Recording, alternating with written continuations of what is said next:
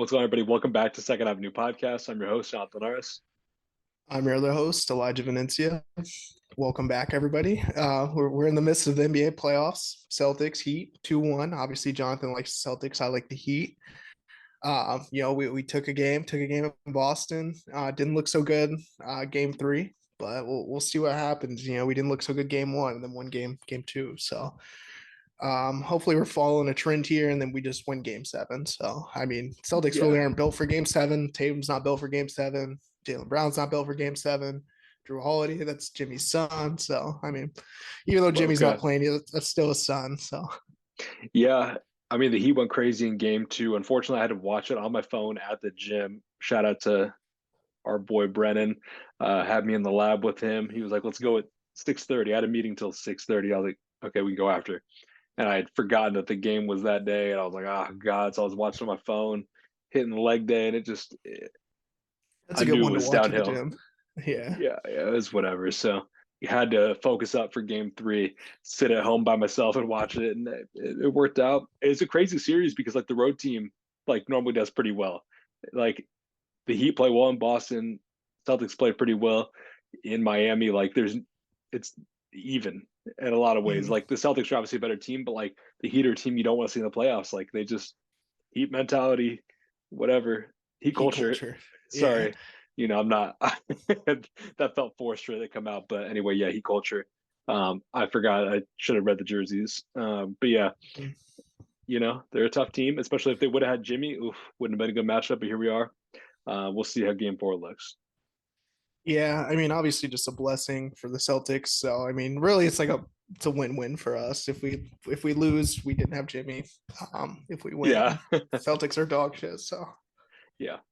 If the Celtics lose, I texted you this. I'm retracting the statement, but I said I'm opening up I'm entering the transfer portal for my fandom if the Celtics lose to the 8 seed. I retract that. I'm not switching up. I have a Kevin Garnett fat hat on my wall. I've had it for 17 yeah, years at this point, so I the cannot switch fucking up. paint's gonna Obviously. peel off. There's just gonna be a fucking silhouette in his room. Yeah, I'm gonna replace it with like a Shea Gilgeous Alexander Thunder.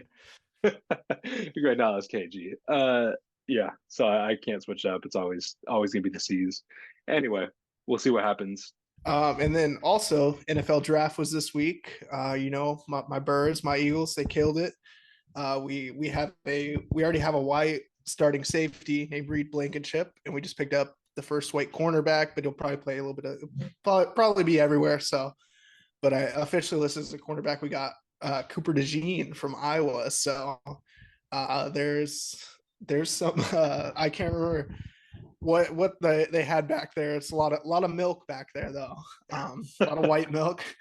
I've seen some funny things on Twitter about that, but my Eagles killed the draft per usual. We're usually pretty good in the off season, so we'll have to wait and see what happens for the regular season.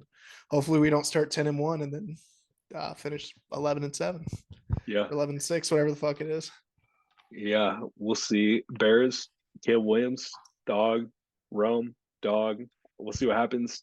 I might get a Rome jersey. He wears number 15. 15 was like my number in sports besides soccer. So I'm like, maybe he's the one because I love getting just a random jersey and then never wearing it. I ordered two jerseys last year.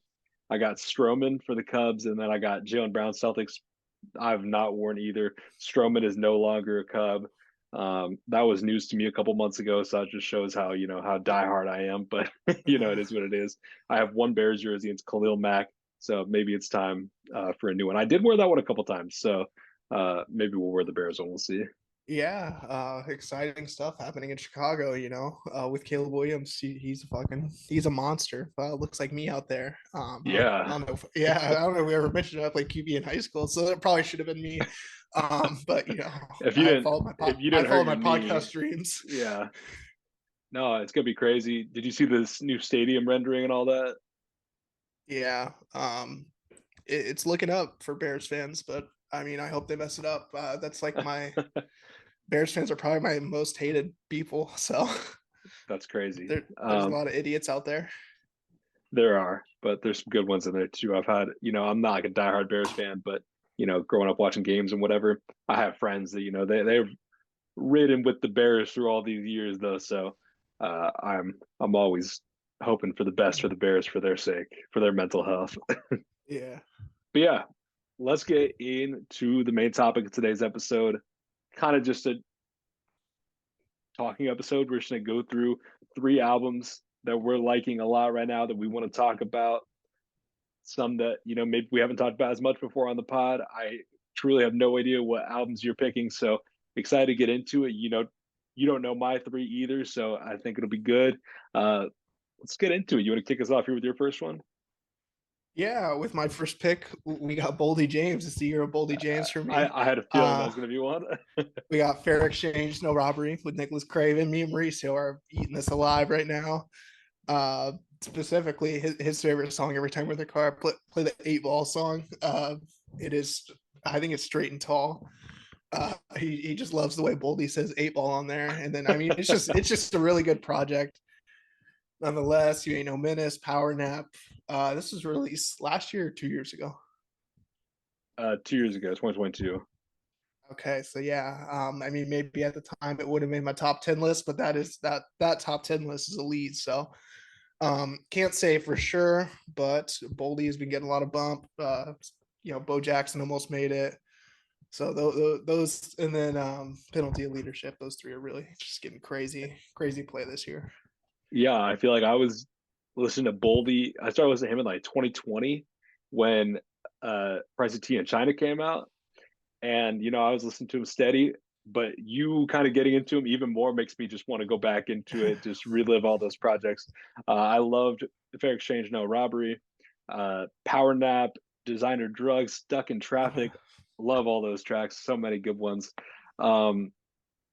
I think I picked one of the tracks. I either picked Power Nap or Stuck in Traffic is like one of my top 25 or something. Like I don't think it made like the Instagram post for our top 10 that year, but like when we talked about like 25 or 20 or whatever on the pod, I know that one of those songs got to mention, but I was loving that one because it kind of came out a little bit like maybe in the fall.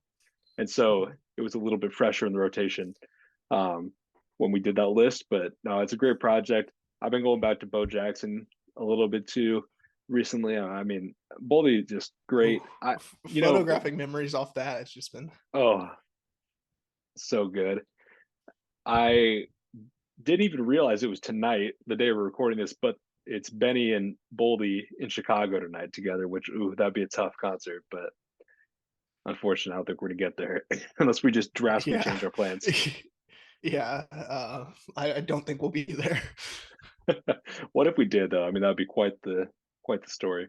What hit? I'll get my first project here. It's a project I've talked about on the pod before, but I went back to it and gave it a proper re-listen for the first time in a long time last week. That's Beauty Behind the Madness by The Weeknd. If you have listened to the pod, I love The Weeknd, one of my favorite artists of all time, probably my favorite artist of all time, number one if I had to narrow it down to somebody I've been listening to for years. And I just have never been that big into Beauty Behind the Madness. He's and actually been a hater, I'd say. Borderline. But then at the same time, I was thinking about how we did our top 5 favorite songs of all time, and I put Tell Your Friends is like in my top 5 favorite songs of all time. So I'm like, maybe I don't hate that era as much as I thought I did. I don't want to say hate. you said hate. I would say hate. I would say he's a hater. I just don't listen to that era. But I love the songs I love from that era. So I'm like, am I tweaking? Is this, have I been sleeping on this? I was like, okay, it's time to wake up. And I listened to the project one night on a drive, and it's good. It's a good project. There's still some songs I don't see myself going back to, but in that re-listen, I was reminded of like how many just great songs there are. Like even from the intro, Real Life, amazing. I love Shameless. I love Acquainted. I love In the Night. You still got you got the Hills. That's what I was gonna say. That's what I was gonna get to. The pop hits like Can't Feel My Face is good, but The Hills is great. The Hills is an amazing song. The Hills is like top 25 song of all time for me. I'm not mad at that. I love that. I respect like personal. That. I mean, not. I mean, just on my personal list. I remember me and Jared fucking. We were in what 8th grade? 2015. We were in 8th grade, just walking back from the 2 man and just listening to Hills. That's crazy. I love it. Yeah, I remember. I mean, you said you were in eighth grade, so 2015. I was like a junior in high school. So that's again Oh, the seventh age grade. difference. But like I remember being there for these songs. Like when you first started hearing them on the radio, like the first time I heard the Weeknd on the radio, I was like, what? Especially like Central Illinois radio is different than like big city radio. They have Uh, like, you know, they're probably a little bit earlier on to some of these people, but by the time it makes its way to 96.5, I'm like, okay, they're pretty big, they're popping. And so that really kind of like established the Weeknd. I was like, oh my God, like he is here. This is crazy. And I liked the pop songs then, but it just never did what the earlier era did for me. But now I'm like, okay, like this is good. Like I'm finding a place for these songs in the rotation. And so I feel like I had to come on record and, give it its flowers before it's too late. and deservingly so. Moving on here to my next pick. I mean, I guess I'll go with a pop pick. It was on the list the whole time. I don't really change these lists. I don't have extras like Jonathan. I don't No, today. I don't today. we are just a true three. We got 21 by Adele. So Oh, yeah, this is a classic. What was this? 2012, 2011, 2011. Man, what a fucking album. This really kind of started from, I saw the Taylor Swift sold like 2.25 million fucking yeah. albums in a week, and Adele was at the top, I think, with 25. So then I was like, okay, I mean, all these songs come on now and then, but I was like, I don't think I've given a full listen through. And man, what an experience! Shout out Adele. Adele's like a legend in the game that I feel like kind of falls under the Oh, yeah. radar. Like when Adele drops, it is a moment for sure. And I mean, Rolling in the Deep, rumor has it, obviously, those. Take It All, I'll Be Waiting. That's another, I love the little 2-track pairs there. Um, yeah, just phenomenal album. Rolling in the Deep, probably top 50, top 100 song of all time for me. Oh, Set Fire to the Rain's also on there. There's just a lot of good tracks, and someone like you. I did you even, yeah, it's great. Adele really has so many hits. Like you said, I mean, is she underrated? I don't know. Underappreciated? I don't know. The people that underappreciated. I feel like, yeah. love Adele. I remember there was like some quote, I think it was Vince Staples, and he was talking about Adele, and he's like, everybody loves Adele. Like my grandma loves Adele, my sister loves it, my dad, everybody loves Adele, and it's so true. Like she's Aunt probably one Maribel of the loves most. Adele. Yeah, exactly. There's not many people more likable than Adele. Like, and that's not a bad thing. Like I feel like that could be a bad thing where you're like, it's just so generic music. Like, how are you not gonna like it? But her music is so good, and that's why everybody Oh, likes it. Like, yeah. it's amazing. I love you giving the shout out to that one of those tracks being like one of your top. Mine is not off this project. Mine is Chasing Pavements off 19. Chasing Oh, Pavements is like that is sneaky. That's definitely top 50. I would say it might be higher, depending on when you catch me. But no, shout out to Adele. She's always done her thing. She's always been around. I mean, she kind of like had a gap between projects. I love the age she is being the yeah. title. Like that's so That's fire. so easy. They don't got to cook very much with that. They No, just but it cooks like no. it's It's so so hard. It's fire. so tough, Yeah, and it's but only yeah, because she doesn't have to she's think made of it. it. Yeah, it's just only because she's made it so iconic. So Yeah. So who knows if we'll get, a 35 or what we're gonna get next. But hey, if we get Adele album every 5 years, we'll take that because she comes through correctly when she comes through. So shout out to Adele. We're always gonna show our love to Adele. Like she had the Vegas residency or whatever. She just people go see Adele like every night, like sellout crowd every night, crazy.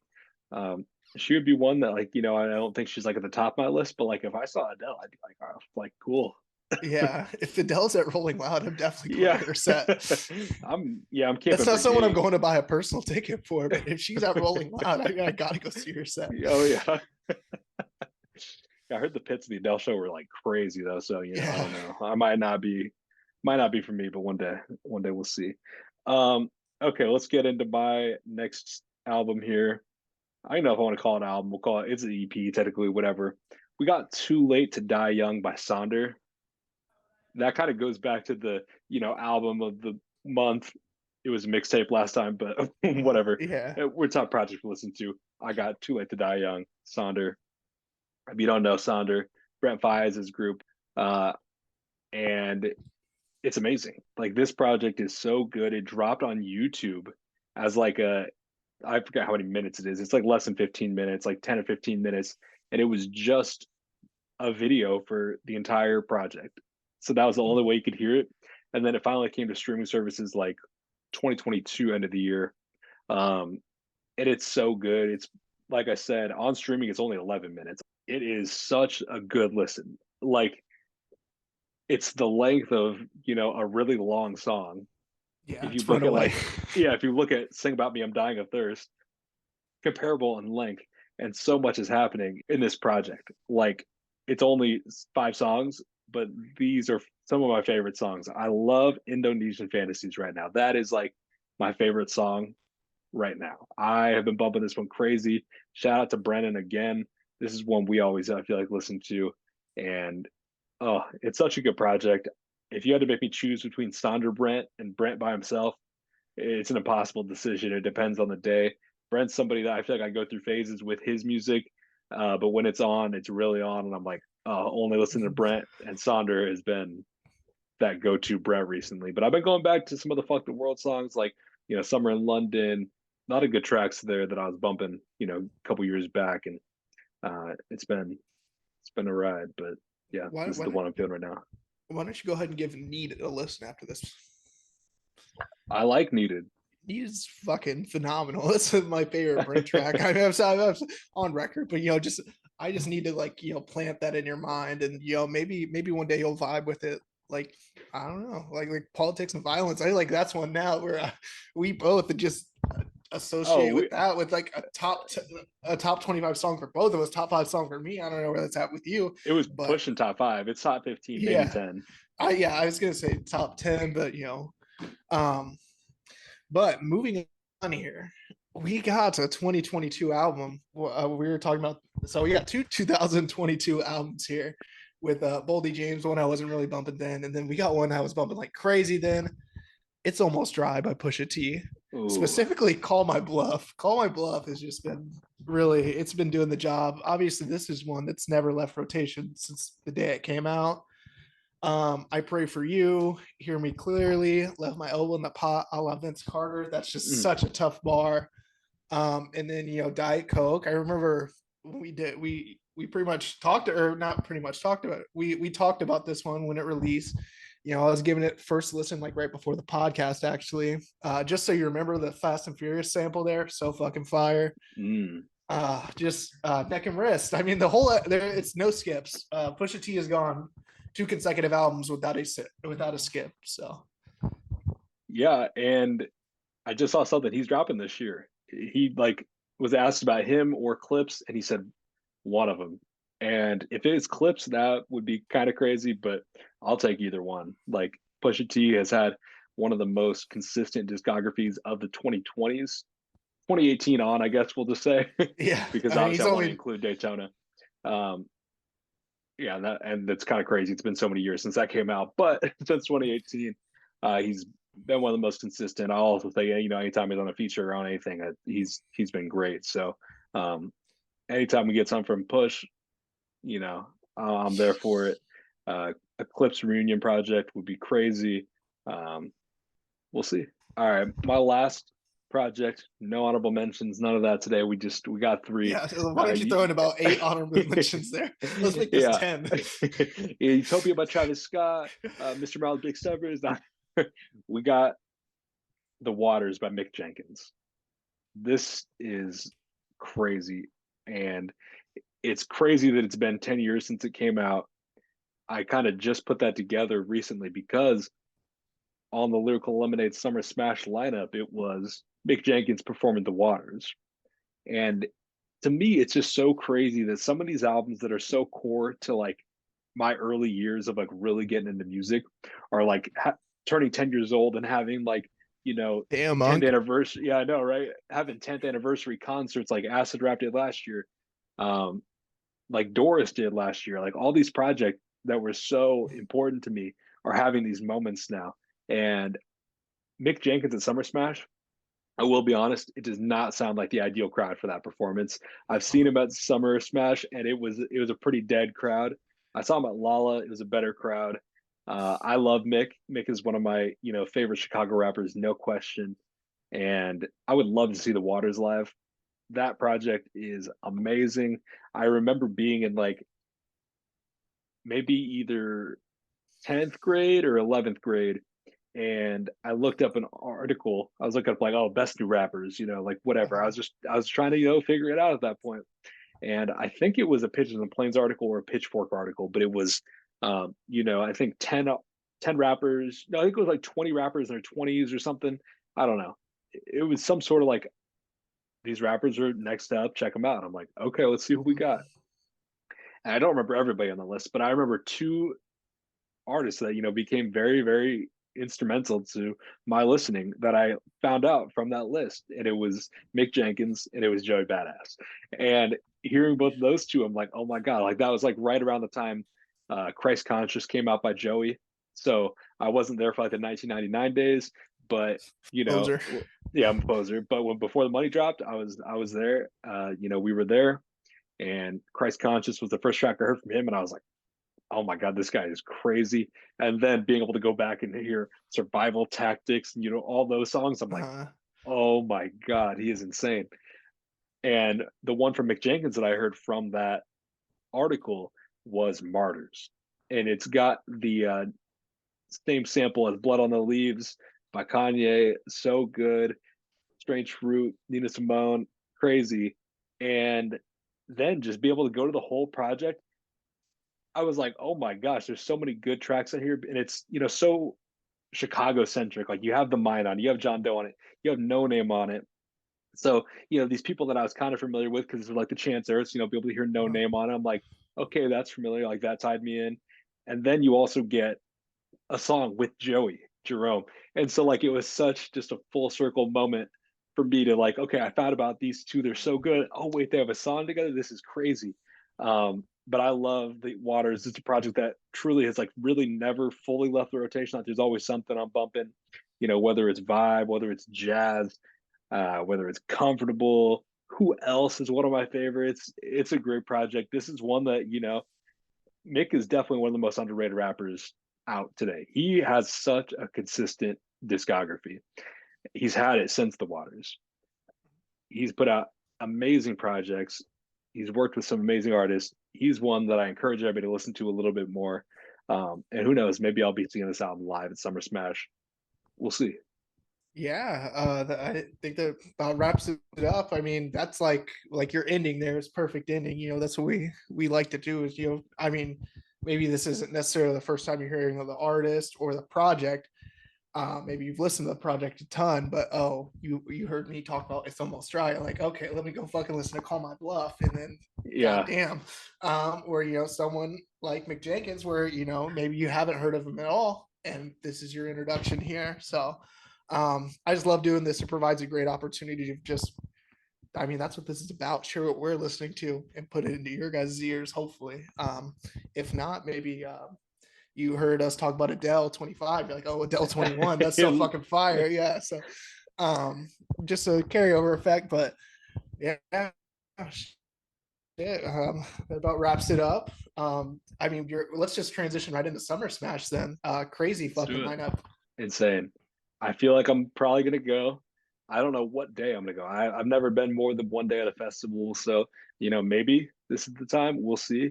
But yeah, the headliners, for those you haven't seen, you got Cactus Jack, Jack Boys, in the building on Friday. On Saturday, you get Playboy Cardi, who's like a staple at any sort Uh, of festival like this, especially. Then on Sunday, you get the return of Chief Keef to Chicago. Chicago, I say loosely, to Bridgeview. yeah, uh, to the but suburbs, yeah, to the burbs. to the It's kids that probably are the first from time he's been Chicago. there. Yeah. Yeah. uh, no, but crazy headliners. And then even on the rest of the lineup, there are some crazy artists on here. Some people I've always wanted to see that I have not. If you listened back a couple episodes ago with Mauricio and Macy, we had talked at the end about, oh, who's somebody you want to see, like somebody bigger and somebody smaller. And my bigger was Frank Ocean. That's yeah, we'll see if that ever happens. And then the one that's like, smaller artist is Lucky. Lucky is there. So maybe this is the day I make the appearance there. Finally get to see Lucky. Other than that, though, I mean, some artists you have Kodak Black, Ski Mask, Lil Skies, Paris, Texas. Love to see them on the lineup. I'd love to see them. Mhm. Big Sean, again, somebody he's like Oh, he's like the fuck! Don't get Adele. me started on Big Sean. He's like the Adele for me. Like I don't think I'm gonna go to a solo Big Sean's set, but I if would. he's I might. If I was like in a city, where I didn't have to drive 2.5 hours to see, I would be so down. But if I'm at a festival and he's there, he's somebody that I feel like I have to Yeah, see. like Big Sean was at Rolling Loud New York, and then something happened. I don't know. I can't. I can't be mad at Big Sean. Just something happens is what I'm gonna Yeah. say. Yeah. Some other people we got Denzel Curry, JID, Ken Carson, Lil Yachty, Waka Flocka, who had a crazy performance at the ninth anniversary Waka show. So Flocka. I would be very keen to see him again. Babytron starting to become a Summer Smash staple. A lot of good artists. It's a pretty solid lineup. I'm definitely interested in going. I've been to Summer Smash twice now, so we'll see. But yeah, this is looking like a pretty good lineup. It's one where I think you convinced me to go basically any day. That's how I felt about Lollapalooza. Like, if somebody's going to go, they're like, we should go this day. I'm like, okay, because there's people I Okay. want to see every day now. So that's how it is. Summer Smash, I'm there for the vibes. And there's always going to be people I like. So we'll see. Yeah. I mean, very impressive set list there. I mean, just to reminisce a little bit, why not? We got some time before we got about 8 minutes before our time limit before we're cut, before they shut the cameras off. Um, to Playboy Cardi, I remember the conversation. So like now, like you said, it's like he's like a staple at every head or every festival. Like he is a headliner at least one of the days. I remember like Rolling Loud New York. This was 2021, the fall. They're like, can Playboy Cardi be a headliner? Can he do that? And then I remember it was like J. Cole was the main stage headliner that night, and Cardi was there. And I can't remember. J. Cole wasn't late or anything. I think Cardi's set just started a little bit before. And I was like, just from being over, like up pretty close to the J. Cole set, I was like, yeah, Playboy Cardi is a main night like headliner. Like, he is in J. Cole's position. Obviously, I would take Cole over that in that specific situation. But now it's just like, yeah, it's crazy to see the progression, see the rise of Opium. Yeah. Like Opium is the building on that lineup for sure. So those people are going to be, the Vamps are going to be very happy. out. Yeah. Yeah. I've seen a few Playboy Cardi headliners, I think at Rolling Loud Miami. And then he wasn't in New York the third time? I don't think. It wasn't a main stage headliner. I don't think he was. No, he was there with Ye actually, but he was again the second stage. So and then I saw him at Summer Smash as a main night headliner. Man, fucking killed it. So shout out the Vamps. We got to give y'all your shout out. Yeah. I have yet to see Cardi, and I definitely feel Need to like get I'm Unk in the probably, pits. yeah, I'm definitely too old to be in that. I'm not trying to do all that anymore, but like I kind of want to see Cardi because I do like the music. We'll see. He's like one where there's not really escaping the pit. Like you're either on the fucking edge or you're in it. I'm There, in it. I'm outside. yeah, like it ranges. Like usually for most people, the pits are kind of up closer, but Cardi, it just fucking progresses back. Like there's no stopping the fucking Vamps in their house. So No, it's like one of those things where it's like almost like lore at this point. Like people just know that that's what's supposed to happen at a Cardi show. So that's what people go there for. They know what they're getting into. I know that's what I would be getting into, and that's why I would potentially avoid. We'll see. Um, but yeah, going to your point, you were mentioning about people saying, "Oh, is Cardi headline material?" Cardi is at such an interesting level. He has like a cult fan base, and he is certainly at like rap show, rap festival headline material. At the Rolling Louds, at the Summer Smashes, headliner, no question. But I think he's starting to get closer than we think to being a yeah, headliner at the mainstream festivals, at the yeah. Where's Coachellas, he at at the Lollas, Coachella? at the Gutballs. I don't know. At Lala, that was the incident, we'll say, with the Miley Cyrus fans. And so he was the second person that day. Years later, maybe one more project. Is he now going to be a real headliner at these festivals, I don't think it's out of the question. No, definitely not, especially for like the following for him. I mean, that's got to help, of course. And then he is deserving as well. Just based Yeah. off what he does on stage and everything. So Yeah, like when we're talking like fan bases, I think there's, bigger rappers, but he's up there. Like where do you I think obviously you got Travis, you got Kendrick, you got J. Cole, you got Drake ahead of him in popularity. there's But like the goat tier, which I yeah, would say Drake, Kanye, I throw Tyler up there, Kendrick, J. Cole maybe down a level at this point. Um, after calling him the biggest hottest rapper for the past 3 years, he may get demoted. We're gonna throw him in there, and then I think there's that. I mean, so that's like an S tier. I'd I'm say putting the A. Travis up there. Yeah, I feel like Travis gets a lot of hate. Well, I guess all these guys get a lot of hate. Yeah. Travis is deserving of being up there. 4 for 4, by the way, never missed on an album. Um, and then you got your that's S tier, A tier. I mean, I would say you got Big Sean. I'm throwing You got Future in there. I'm throwing Future, Cardi in there. Um, um, Dirk. You got the Dirk in there. Dirk is sneaky up Dirk is there. huge. Yeah, like it's not Yeah. even. I don't even listen to Dirk like that. Dirk is up there. Um, there's some more guys. We get. There are definitely some more, but I feel like that's like Yeah, a pretty good that's an summary of some of episode. those people. Yeah, Yeah. But yeah, I think Cardi is just sneaky bigger than the mainstream might give him credit for, and I think he's gonna show that sooner. That like especially if he drops, you know, a maybe traditional one day. project. Hopefully, Yeah, get one. yeah. So we'll see.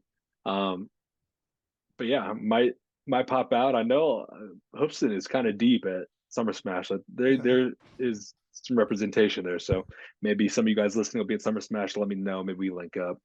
Um, you bring Ankh in the pits with you. We'll see. Yeah, yeah. It's kicks. Get him in Yeah, there. I need my young bulls to protect me. Yeah. I think that about wraps it up for this week. We'll be back next week with an Ox battles. We're gonna think of some categories, knock some out. So, anything you guys want to do or you want to see, I mean, just let us know. I mean, our contacts, obviously. Contact the pod, contact us personally. Well, I'm feeling an in-person episode. Okay, let's make it happen. Sheesh. Yeah. So we're gonna be live and in person for the second time ever. Yeah. Maybe we had a little concept. Maybe we'll bring on a guest. Who knows? So we'll see what happens. We'll see you guys next week, though. See you guys next Monday. Have a great week. Peace.